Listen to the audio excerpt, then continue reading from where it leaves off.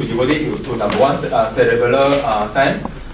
Number two is higher nervous function.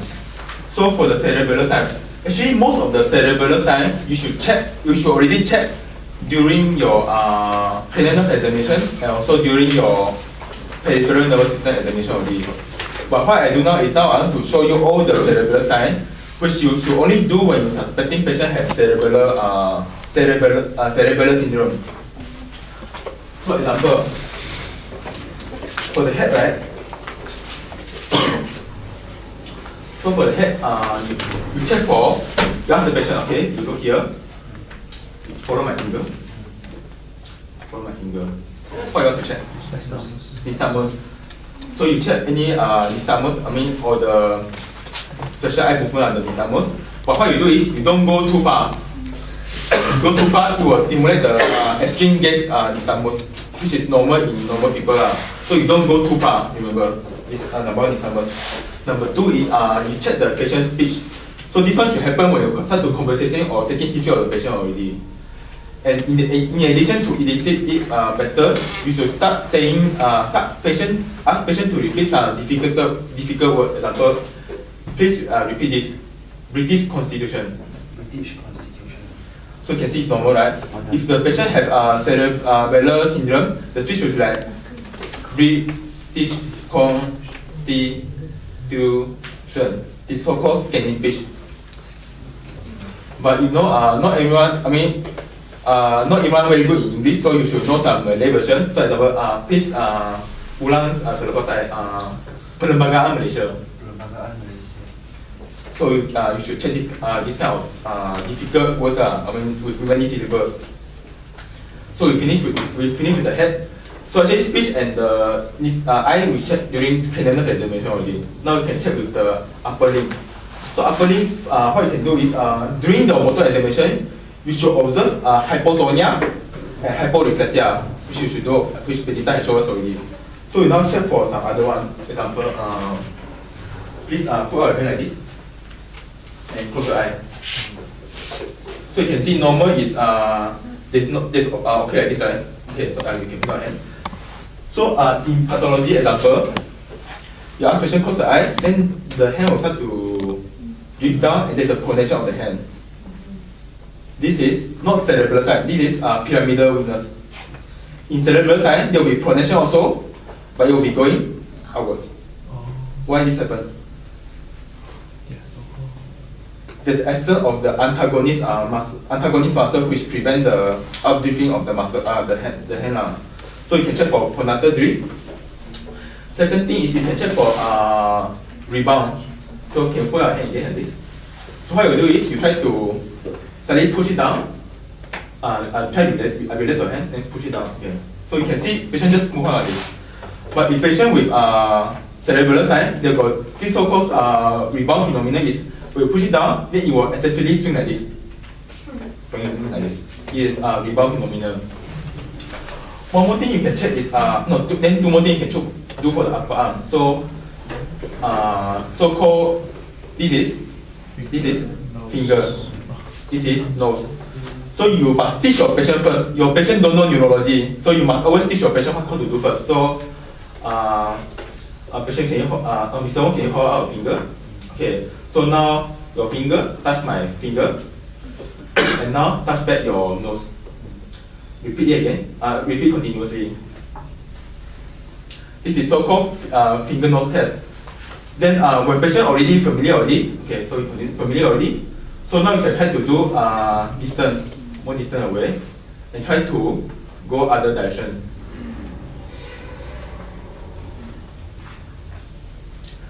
Do it for both hands. One for this hand, one for the other hand, okay? And what you want to look for? First, you want to check for when he pointing his hand here, normally he will touch it accurately.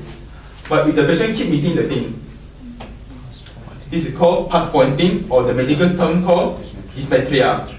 This is also a sign of cerebral syndrome. Second thing you want to check is tremor. What kind of tremor you should observe in this patient? Intentional tremor. So example, so example he's a daughter of the patient. So I touch it then, to move then. You can see the tremor increasingly, the tremor increase when I try to reach the target.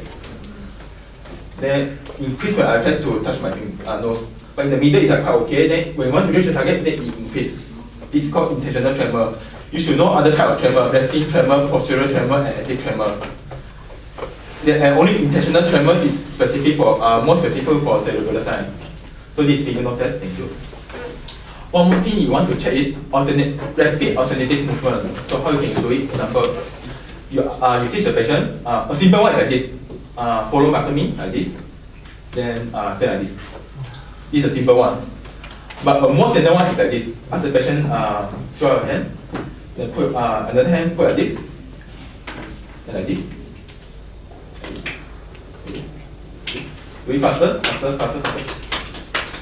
Okay, so it's normal, right? Okay, then try on your opposite hand. So it's normal. If the patient is normal, then he will like. He can't do it rapidly and correctly. And this sign is called. If the patient cannot do it, this sign is called. This just called kinesia. Then you can check for the leg of. If we finish the upper limb, you can check with the lower limb also. So for the lower limb, you should also observe hypotonia and also hyporeflexia. And when you're doing your knee reflex, this one you can't do it like that. You must do it either on the chair with the leg relaxed, or you can do it in the bed. Then your leg overhang beside the bed like this. The bed like that, right? Then you overhang the patient leg like this. So okay, and remember your tendon reflex, right? You never go and go the patient like this. It's very painful. You should let it drop, swinging it like more or less free fall like this. And in this case, it's very comfortable if you do like this. You try to let it swing itself. So you can check the knee reflex. But of course, the patient leg must be relaxed. In this case, it's not. So in cerebellar, how do you expect? Pendular component. So if swing, then it will become like this. Because there is some of antagonist muscle constricting the leg. So patient leg will be going like this. And one more thing is you need to do is just now we got finger nose test. For leg we got heel shin test. So in this case, patient must be lying down.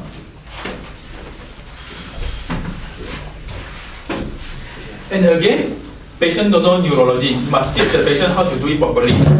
So now, Mr. Wong, relax your leg. Then I'll teach you how you should do. Then later you perform to me. So now this leg, you should pull out. Your knee must touch your heel must touch your knee, and going down like this, up.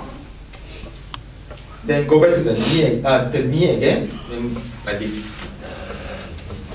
Like this, okay? So now you try to do it yourself.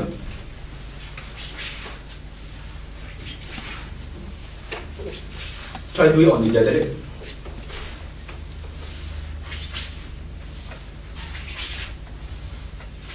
Okay, thank you very much. So you can see, in this case, you can see a normal, our friend is normal.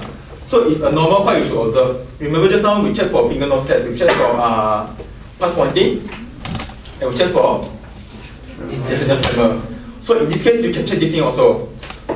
So for pass pointing, you can see patient can't point to their knee properly. They can point here, or point here. In this case, and for tremor, you can see the patient. It won't go down straightly like this, but it will go like zigzag movement like this. Not smooth movement. So this is the heel shin test. And another test is called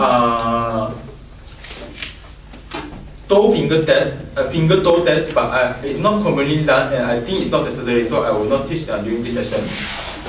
And other thing you can check. Okay, so let's go back to the So in patient with cerebral affection, especially if there's